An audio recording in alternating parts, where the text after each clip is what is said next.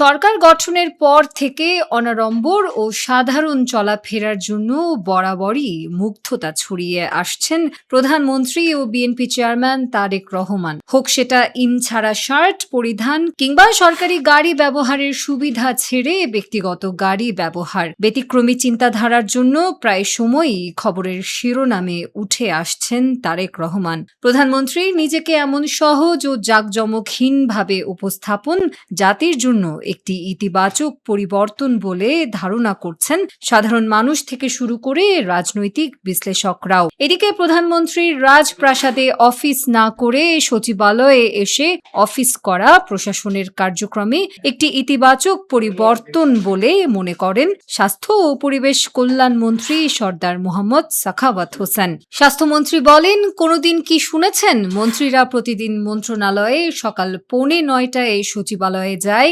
এখন যেতে বাধ্য, কারণ বর্তমান মাননীয় প্রধানমন্ত্রী রাজপ্রাসাদ ছেড়ে সকাল সকালই সচিবালয়ে এসে অফিস করেন। তিনি অফিসে এসে প্রতিদিনই কোনো না কোনো মন্ত্রণালয় পরিদর্শন করতে যান।